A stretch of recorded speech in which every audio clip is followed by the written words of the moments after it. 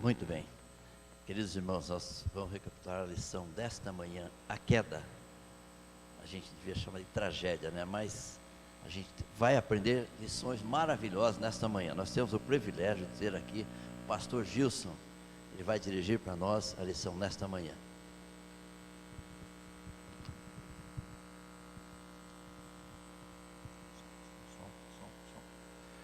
Bom dia, queridos irmãos. Um sábado abençoado para você. Um sábado após sábado a gente segue nesse mundo até que ele volte. Essa semana, conversando com duas médicas que estão em tratamento, conversando sobre essa vida, perguntei para elas sobre a fé. Perguntei qual o sentido da existência se tudo terminar numa sepultura. Que razão nós temos para viver 25, 26 mil dias, que é a média de um brasileiro, 25 mil e poucos dias, 75, 80 anos. Qual a razão? Hoje nós vamos recapitular o capítulo mais triste da Bíblia. O capítulo mais triste da Bíblia não foi a crucifixão de Jesus. Ali, para o céu, foi um capítulo triste. Foi o capítulo da redenção. O capítulo mais triste é Gênesis 3, onde houve o lapso, a ruptura. Quero cumprimentar também aqueles que estão nos assistindo pelo YouTube. Seja bem-vindo à Igreja Central de Americana. Deus te dê um sábado abençoado também. Então nós vamos estudar um pouquinho, vamos recapitular, né? Porque você estudou, a lição é uma recapitulação. Então a gente vai pegar alguns pontos que talvez você não tenha se atido a eles ou atentado para esses aspectos. Quero orar com você, vamos orar. Nosso Deus e nosso Pai, vamos ler 22 versículos sobre a queda. Vamos extrair algumas lições desse lapso, desse absurdo, foi a desobediência a um mandamento tão simples, por isso ele se tornou tão grave. Não era nada acima das forças de Eva e Adão. Senhor, que o Espírito de Deus esteja conosco nessa hora, recapitularmos a lição em nome de Jesus. Vamos reler? Gênesis 3, 1 até o 24. Eu orei aqui 22, 24 versículos. Vamos ler esse versículo, irmãos? Só para a gente já faz uma leitura, estudo. Pega a Bíblia aí. A queda do homem. Só a leitura disso aqui já nos traz, assim, uma visão do que aconteceu, né? Vamos lá, Gênesis 3, vamos ler. Mas a serpente, mais sagaz. A palavra sagaz aqui, irmão, não é uma palavra negativa. É uma palavra positiva no hebraico. Ela era inteligente. Era muito inteligente. Sábia, seria a tradução sábia. Aqui o sentido é positivo. Mais inteligente, a mais esperta, mais sábia de todos os animais selváticos que o Senhor Deus tinha feito, disse a mulher. Aí vem o primeiro teólogo, o primeiro comentarista bíblico foi o diabo. É assim que Deus disse, 2 pontos, não comerei de toda árvore do jardim? Ele sabia o que Deus havia falado. Ele pega o que Deus havia falado e faz uma pergunta, faz uma interpretação. Através de uma pergunta, Satanás foi extremamente didático. Respondeu-lhe a mulher, do fruto das árvores do jardim podemos comer, mas do fruto que está no meio do jardim, disse Deus, dela não comereis, nem tocareis nele para que não morrais. Deus não falou para não tocar, Deus falou para não comer. Então a serpente disse à mulher, é certo que não morrereis. Agora, Satanás fala exatamente o contrário de Deus. Primeiro ele faz um comentário, agora faz uma afronta. Em Gênesis 2, verso 17, diz assim, certamente morrereis. Certamente morrereis. E aqui o diabo diz assim, certamente não morrereis. Irmãos, quando Deus diz sim, o diabo diz não. Quando Deus diz não, o diabo diz sim. O diabo nunca vai falar em harmonia com Deus, senão parcialmente. Até que ele convença a pessoa de que parte da verdade é toda a verdade. Porque Deus sabe que no dia em que comerdes se vos abrirão os olhos, e como Deus, e vocês serão como Deus, conhecedores do bem e do mal. Sereis como Deus. Irmãos, nós podemos ser como Deus? Sim, em seu caráter, não na sua onipotência, não na sua eternidade passada. Vendo a mulher que a árvore era boa para se comer e agradável aos olhos e desejável para dar entendimento, tomou do fruto e comeu, também deu ao marido e ela comeu. Essa expressão, vendo que era boa e agradável, era uma expressão usada na criação por Deus. Então, segundo o pastor Jacques Ducan, Eva assumiu o próprio lugar de Deus. Ela viu, usou a mesma linguagem, era bom e agradável, era bom. E ela assume o lugar de Deus e toma a sua decisão. Todavia, a Bíblia diz que Eva foi enganada. Tomou do fruto, comeu, também deu ao marido e ele comeu. Abriram-se então os olhos de ambos e percebendo que estavam nus. Não sei se você já sonhou por uma situação assim tão estranha. Em algum momento você está num lugar que você está vulnerável, sem roupa, ou sei lá, não sei se você já sonhou. Às vezes acontece de uma pessoa que não tem uma saúde mental normal aparecer por aí sem roupa. Ou às vezes até alguém que tem saúde. A nudez é uma questão de vergonha. Eles tinham uma veste que era a luz da glória de Deus que cobria. Como não havia pecado, não havia vergonha, mas eles tinham vestes resplandecentes. A glória de Deus os vestia. De repente a glória de Deus, ela sai e aparece o que o homem é. Sem Deus, a Bíblia diz que o homem ele é totalmente desprovido de qualquer proteção. Que estavam nus. E o que eles fizeram? Eles logo prepararam, cozeram folhas de figueira e fizeram cintas para si. Fizeram roupas. Irmãos, depois do pecado, quanto duraria uma folha? Quanto dura uma folha? Hoje a gente vê a figueira, uma folha desse tamanho, né?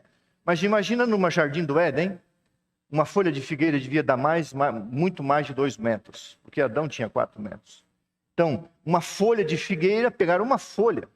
Hoje você pega uma folha de figa, é tamanho da palma de uma mão. Mas fizeram uma folha de figueira e se vestiram.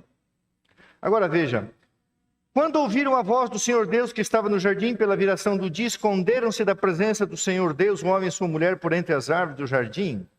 E chamou o Senhor Deus ao homem e perguntou, onde estás? Isso aqui nós vamos analisar.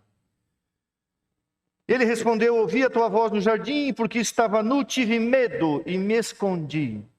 Primeiro sentimento do homem, vergonha. Mas quando Deus chegou, o primeiro sentimento, medo. Medo. É isso que o diabo faz. Irmão, se tem uma coisa que o diabo faz, o diabo ele se vinga de quem se entrega a ele. Satanás é vingativo.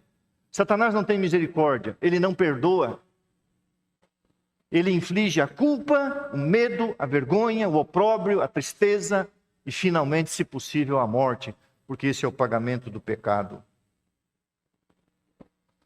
Perguntou Deus, quem te fez saber que estava nu? Comeste da árvore que eu ordenei não comesses?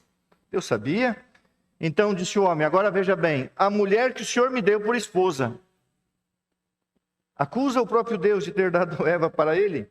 Ela me deu da árvore e eu comi. A responsabilidade é dela. Nós vamos ver isso aqui. Disse o Senhor Deus à mulher, que é isso que fizeste? Respondeu a mulher, a serpente me enganou e eu comi. Isso é verdade, Paulo afirma isso, ela foi enganada.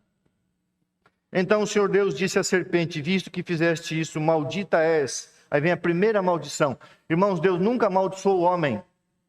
Deus amaldiçoou Satanás, a serpente que foi médium e a terra. O homem nunca foi amaldiçoado por Deus. Pelo contrário, nesse capítulo Deus abençoou o homem com uma promessa. Rastejarás sobre o teu ventre, como todos os animais, e comerás pó todos os dias da tua vida. Comer pó aqui, irmãos, é uma simbologia. Ou seja, você será miserável.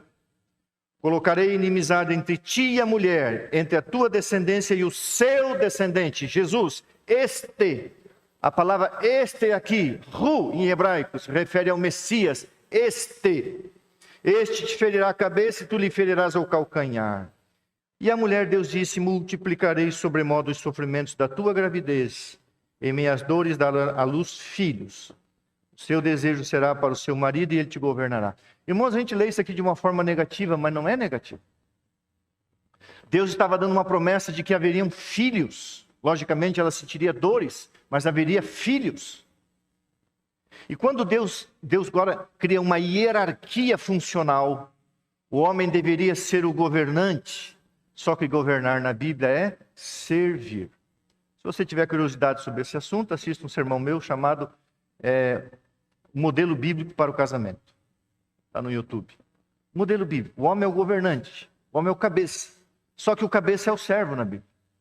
Então o homem diz assim, não, o teu desejo é para mim, eu vou te governar. Qual é o desejo de uma mulher? Ser maltratada, ser pisada, ser humilhada? Não. O desejo de uma mulher é ser amada, respeitada, querida, protegida, sustentada.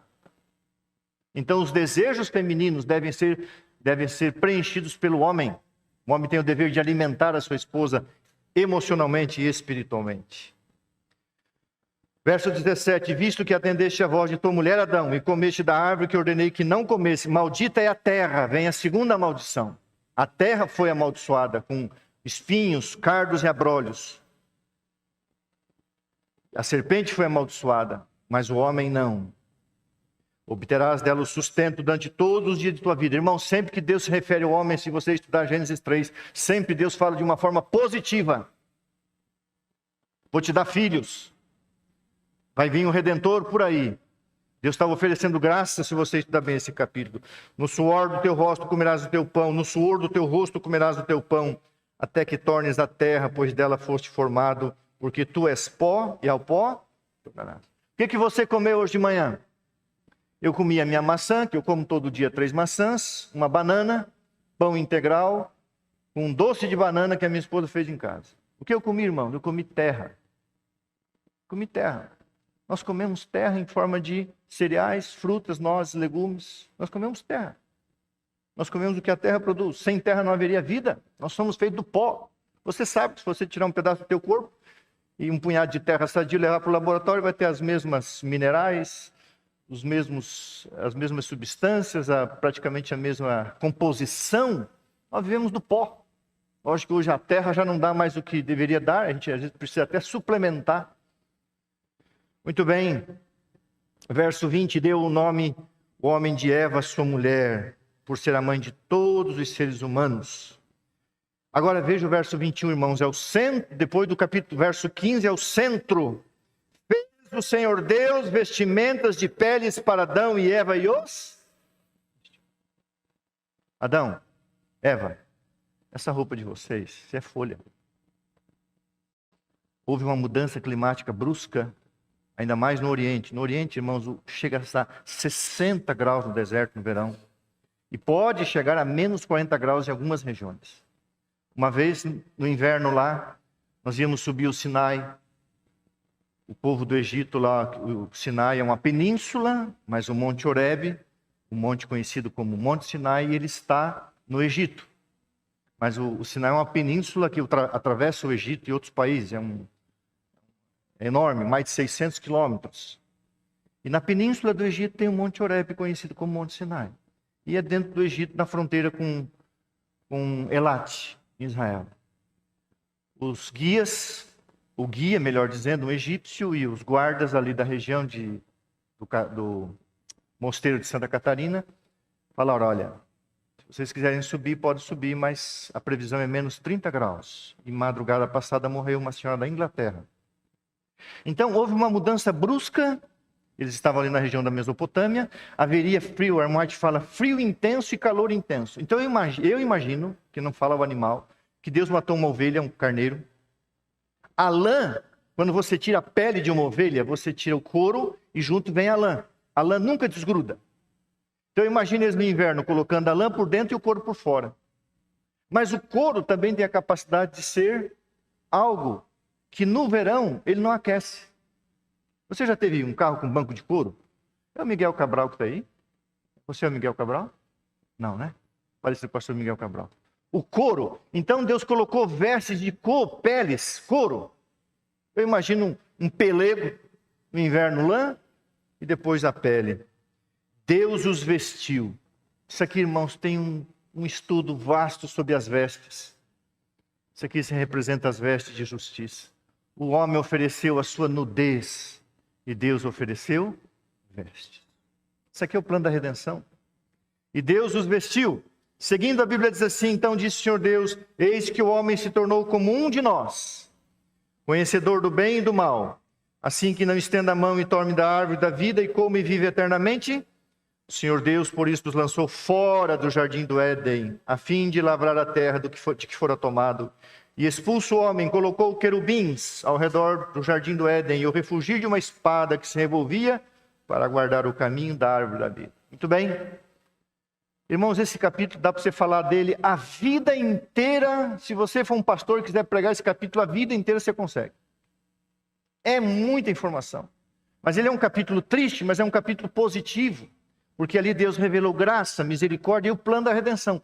Armoite diz que Deus desdobrou para Adão todo o plano da redenção. Adão teve visões, inclusive da cruz de Cristo, e ele pediu para morrer.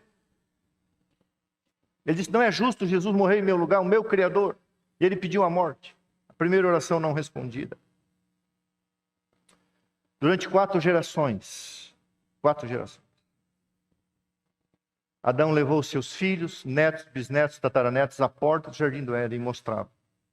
Um pouquinho antes do dilúvio, o jardim do Éden foi recolhido, levado para o céu. O jardim do Éden está no céu. O Éden permaneceu nesta terra por cerca de 2000 anos. Adão viveu 930 anos. Como foi a vida de Adão? Armoite diz: a vida de Adão foi uma vida de tristeza e arrependimento. Adão não foi um homem feliz. Eva não foi uma mulher feliz. Por quê? Porque eles tinham experimentado o que era a felicidade. E a partir dali, irmãos, nunca mais houve plenitude. Muito bem, algumas lições para a gente encerrar. Irmãos, olha essa citação. Presta bem atenção nessa citação, à luz do verso 21. Vestes. Deus oferecendo vestes. A perfeição angélica falhou no céu. A perfeição humana falhou no Éden. A nossa única esperança é a confiança total no sangue de Jesus, que pode salvar perfeitamente todos os que vão a Deus por seu intermédio. Então, irmãos, tem muita gente que prega aí o perfeccionismo, só que a perfeição falhou no céu, a perfeição falhou no Éden, a perfeição divina, angelical, melhor dizendo, a perfeição angélica e a perfeição humana. Então você acha que você vai ser perfeito? Não, nós somos santificados, mas seremos perfeitos quando formos glorificados. Aonde começou a queda de Adão e Eva? Começou no céu. A Bíblia diz assim, Isaías 14, verso 12: como caíste do céu a estrela da manhã, como foste lançado por terra. Se você pegar Ezequiel 28, pegar Apocalipse 12, você sabe, Satanás desceu até a terra. Qual foi o espírito dele? Inveja. Não havia mais condições de retorno ao céu. Então ele falou assim, pegou a obra-prima de Deus, criado à imagem e semelhança de Deus. Irmãos, por que Satanás não foi no outro planeta? Diz para mim. Por que Satanás não foi em outro planeta? Porque eu creio que não existem em outro planeta seres criados à imagem e semelhança de Deus como nós. Eu creio que Jesus não encarnaria se nós não fôssemos a obra-prima das suas mãos, o melhor do melhor que Ele criou. Por que aqui será o céu? Por que aqui Deus vai morar conosco? Por que Satanás veio tentar aqui?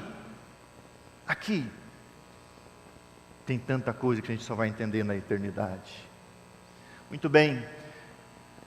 Patriarcas e Profetas 52 diz: Satanás, movido por inveja, resolveu tramar a ruína do gênero humano. Irmãos, uma lição: nunca duvide da sabedoria de Deus. Se Deus diz, irmãos, é assim, não duvide. Não duvide. Ontem, sentado numa mesa, conversando com algumas pessoas, falávamos sobre os poderes mundiais, e essas pessoas queridas estavam falando do poder chinês. Eu falei, a Bíblia fala de 2 poderes, um que brota da terra, eles não conhecem, e um que brota das águas. Águas são povos, nações. Eu falei, e eles são irmãos nossos da Igreja Católica. E eu falei então dos 2 poderes, não pessoas, falei do poder político, Estados Unidos da América do Norte, que tem 70% do globo mapeado, mais de 1.000 bases militares, 12 porta-aviões com mais de 750 aviões cada um. Jamais a China será uma potência como é a América. O mundo, irmãos, 70% do globo está sob o controle militar dos Estados Unidos. Nós temos inclusive uma base no Brasil. Se estourar uma guerra no Brasil, a América entra na base em Alcântara. 70.000 bases militares. Sabe quanto que a China tem? Nenhuma. Brasil tentou ter alguma coisinha no Haiti. Sabe quantos portas-aviões tem a China? Está fazendo o primeiro. A América vai fazer o 12º. Em menos de 2 horas, os Estados Unidos cobrem todo o globo terrestre, militarmente falando. Esse é o poder. Então não duvide da sabedoria de Deus. Deus falou e é assim que vai acontecer. Não desconfie do amor de Deus. Qual foi o problema de Eva? Irmãos, olha a incoerência. Se Deus diz assim, vocês, eles já eram declarados imortais, só precisava passar no teste. Então Eva foi buscar a imortalidade que ela já tinha, ao engano de Satanás, oferecer para você uma coisa que você já tem. Então o camarada casa, é feliz com a esposa, vai adulterar. Tem um pensamento que diz assim, o homem dá a volta no mundo inteiro e volta para casa para achar aquilo que ele foi procurar.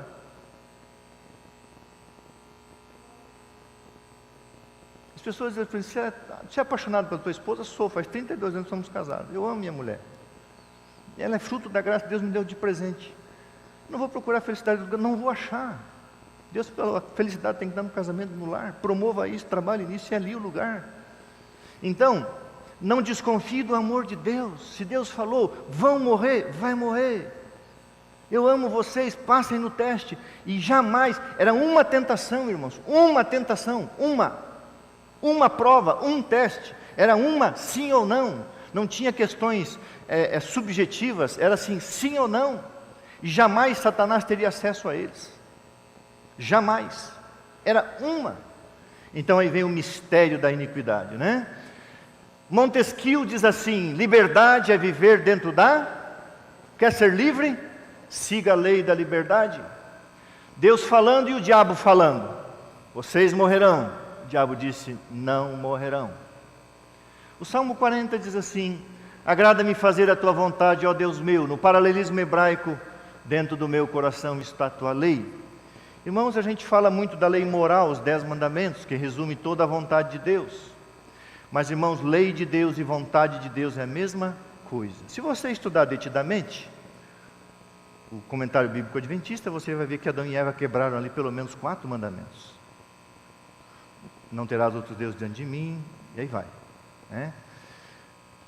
Agora, a lei de Deus é a vontade de Deus. Olha o que está escrito ali, ó. Olha essa citação. A lei de Deus é tão sagrada como Ele próprio. É uma revelação de sua vontade. A vontade de Deus, irmãos, toda a vontade de Deus na Bíblia é a lei de Deus. Ah, isso aqui não está nos 10 mandamentos, eu posso fazer. Irmãos, toda a Bíblia é lei de Deus. Uma lei de amor e de proteção. Então, a vontade de Deus é igual à lei de Deus. A lei de Deus é tão sagrada como Ele próprio. É uma revelação de sua vontade.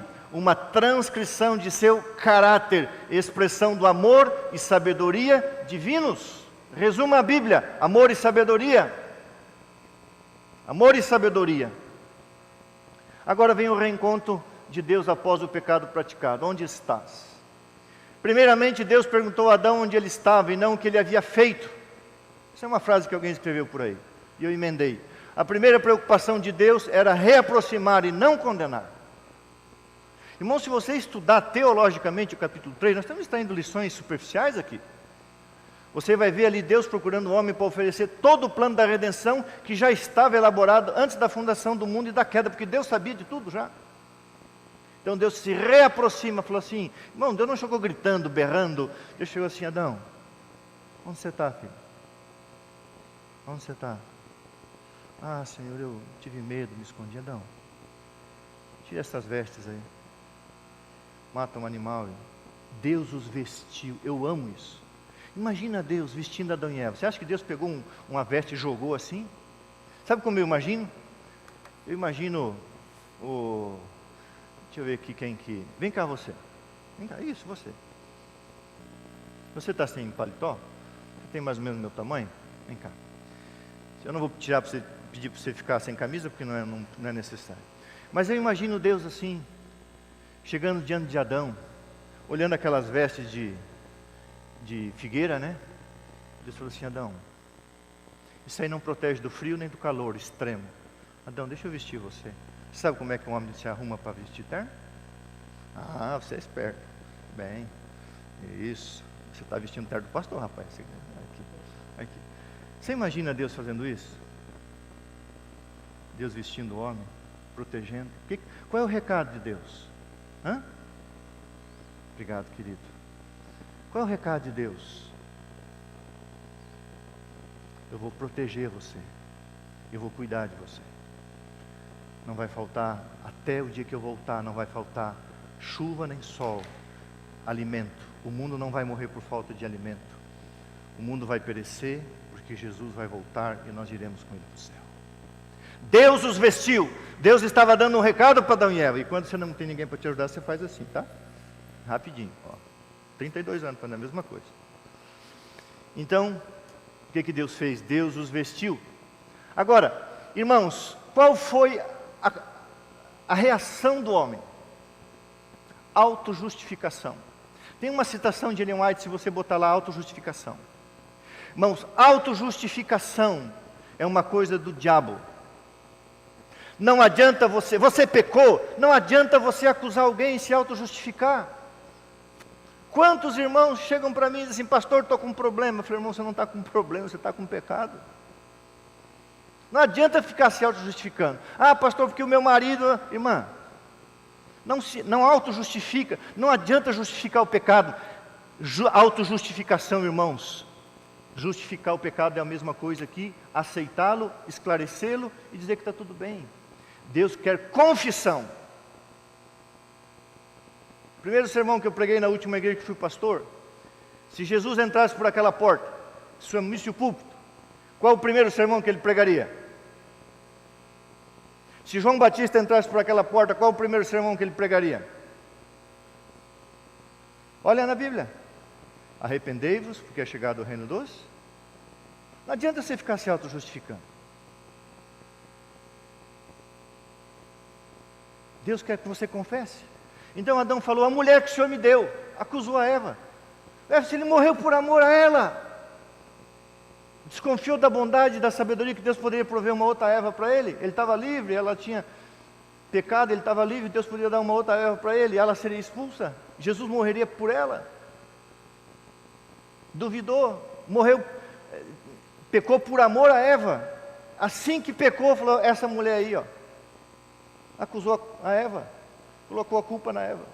Estava certo? Adiantava? Não, eu pequei, eu quis pecar, eu tive consciência. A Bíblia diz, se você estudar com detalhes, Eva foi enganada, Adão não foi enganado, ele pecou conscientemente, ele quis pecar. Ele falou assim: se ela vai morrer, eu morro por amor. O primeiro pecado foi o amor a uma mulher. Sabe o que é o pecado, irmão? O pecado é o amor ao objeto errado. O pecado é o amor ao objeto errado. O pecado é uma forma de amor. E o que alimenta esse amor ao objeto errado é o egoísmo, que é o inimigo destruidor. Nada de autojustificação, Deus quer confissão. A resposta de Deus ao pecado foi uma profecia, uma promessa de um remidor. Irmãos, estudar Gênesis 3,15 dá uma semana de oração. Mas aqui, irmãos, a palavra que eu quero destacar mais uma vez é a palavra, o seu descendente, este. A palavra este no hebraico se refere a Jesus Cristo, que moeu a cabeça de Satanás na cruz. Irmãos, para você guardar bem na tua vida, Satanás é que nem a morte, foi vencido, mas ainda não foi destruído. E como a morte foi vencida e será destruída, Satanás será destruído junto com a morte também.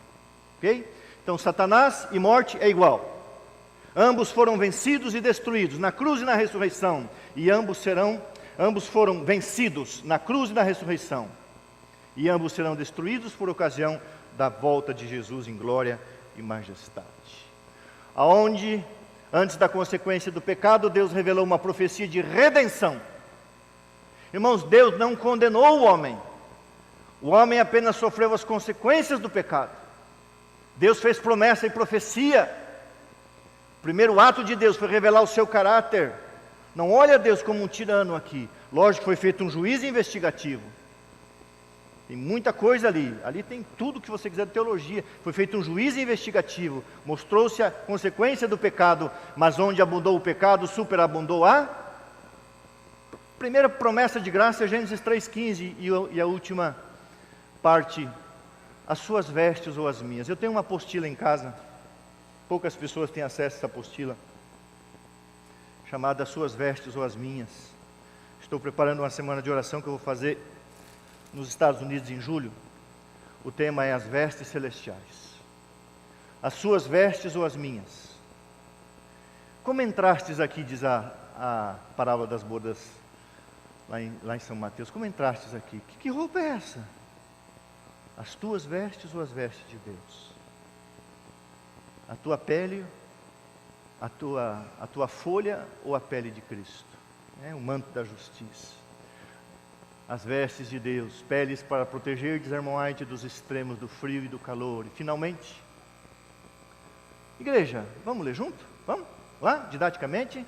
Somente as vestes que Cristo proveu podem nos habilitar a aparecer na presença de Deus.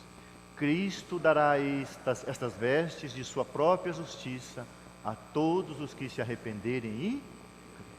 Então imagina, eu encerro domingos, imagina Jesus com um paletó, umas vestes de justiça, e aí Jesus te propõe, filho, eu quero vestir você com o meu manto. O que você tem que fazer? Veste-se. Abre os braços, deixa Jesus vestir você. Como que ele faz isso? Quando você se entrega a ele, batiza.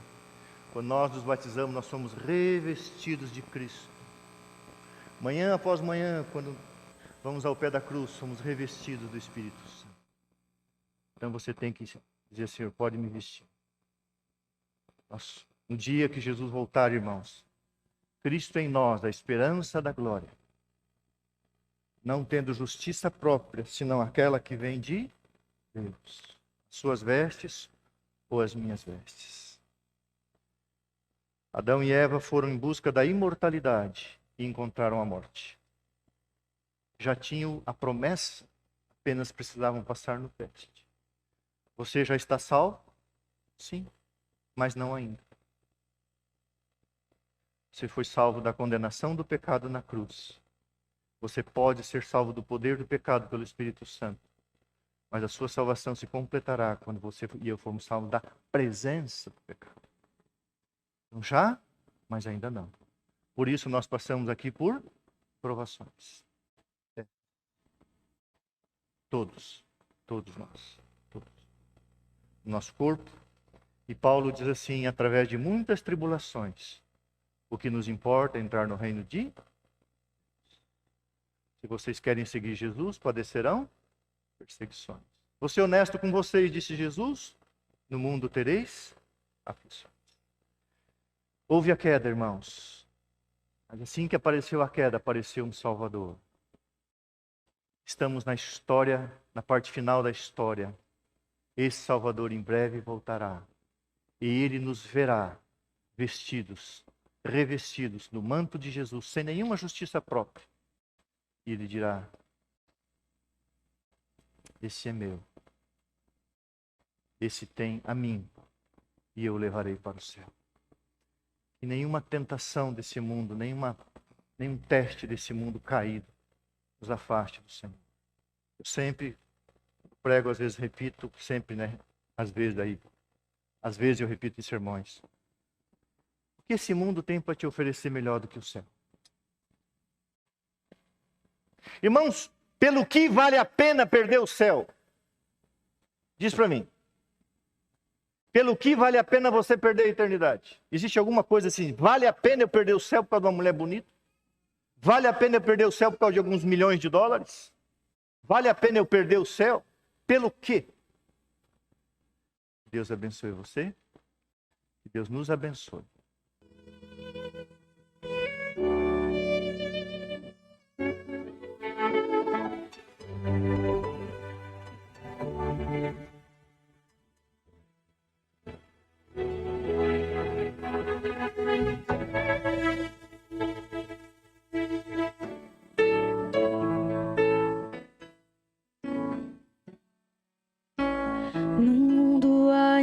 ainda existem belezas que alegram a vida e nos fazem sonhar.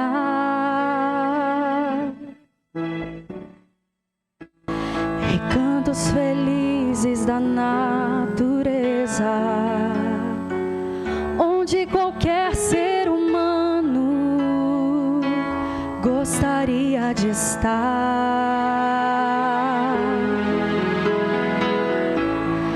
Mas de todos os lugares,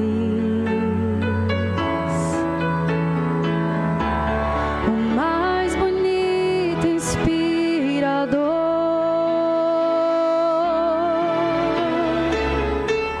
é onde fico em oração, junto aos pés do Salvador. Cante comigo. O meu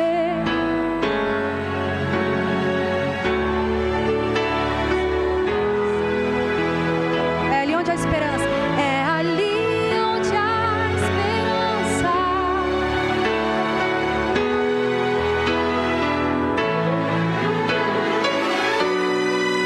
Encontro com a fonte do amor, o melhor lugar do mundo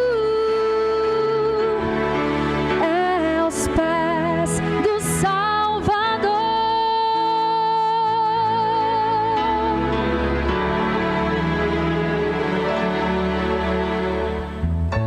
Sonhamos com casas que tenham conforto, talvez numa encosta com vista pro mar. Mas as maravilhas não fazem sentido se Cristo não está no primeiro lugar.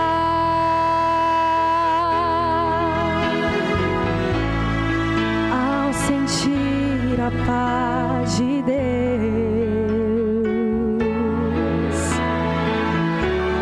o seu poder, o amor profundo, eu posso estar onde for. Estou feliz por me encontrar no melhor lugar do mundo. O melhor lugar do mundo, cante, é aos pés do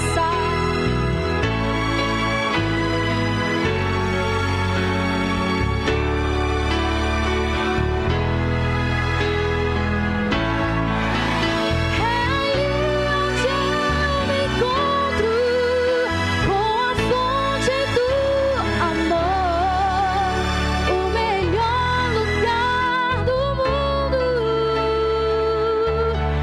é aos pés do Salvador. É ali onde eu me encontro com a fonte do amor, o melhor lugar do mundo é aos pés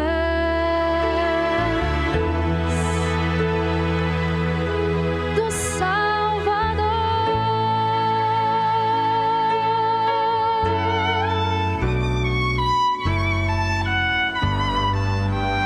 Amém. Combina com o pastor. Nosso Deus, obrigado, porque apesar da história triste do capítulo 3, da Gênese humana, ali Deus manifestou a sua graça, não amaldiçoou o homem, mas lhe deu promessas, profecia, e para Adão, para Enoque, para Sete, a visão de todo o plano da redenção, bem como para Abraão também. Ó Deus, obrigado que os seus filhos não andam às cegas, Não vivemos pelo que vemos, mas pela fé naquilo que foi revelado. Abençoa, Pai, a nossa Igreja Central de Americana, aqueles que estão conosco online. E mais uma vez, eu oro para que o pastor Elias Brenha, seja tomado pelo Teu Espírito e seja grandemente usado para que todas as pessoas que tiverem contato com a palavra de Deus através dele, sejam levadas aos pés do Salvador. Abençoe a Emanuele Michele, que estará cantando até quinta-feira, as demais cantoras, a Tua Igreja, para que juntos possamos pregar o Evangelho e fazer a nossa parte e em breve ver Jesus.